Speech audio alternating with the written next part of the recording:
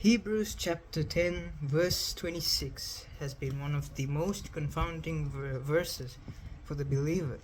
The verse goes like this: For if we sin willfully after that we have received the knowledge of truth, there remaineth no more sacrifice for sins.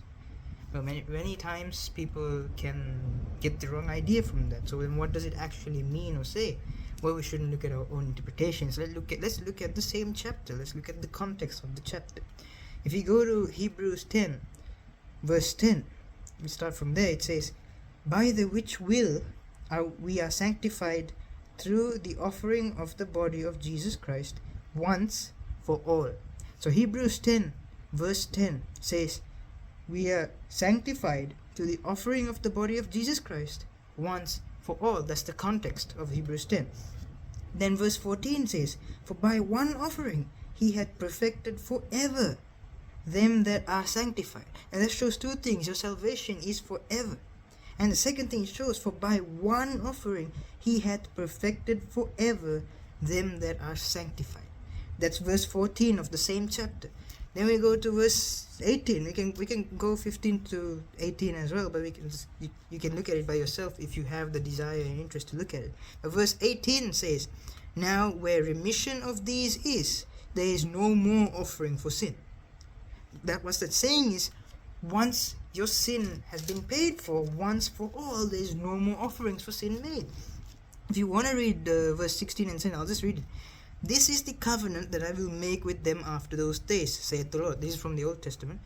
I will put my laws into their hearts, and in their minds will I write them. So that's Paul referring to the Old Testament in Hebrews, right?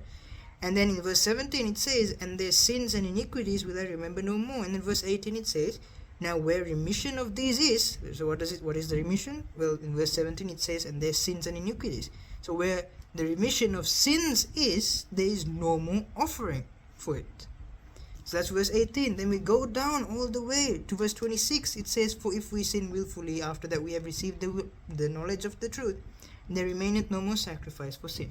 And let me tell you this, every single sin a believer commits after knowing about Jesus is willful. Because you have the power of choice when it comes to sin. Every time you can say, oh, the devil made me do it. Oh, I was drunk. No, you chose to do that. You chose to do that. Every single sin committed is willful.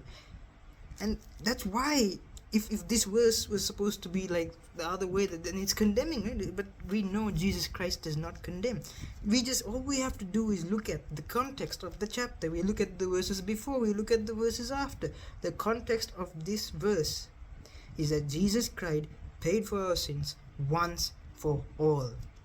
Verse 22 and 23 says, Let us draw near with a true heart, in full assurance of faith, having our hearts sprinkled from an evil conscience, and our bodies washed with pure water. Let us hold fast the profession of our faith without wavering, for he is faithful that promised.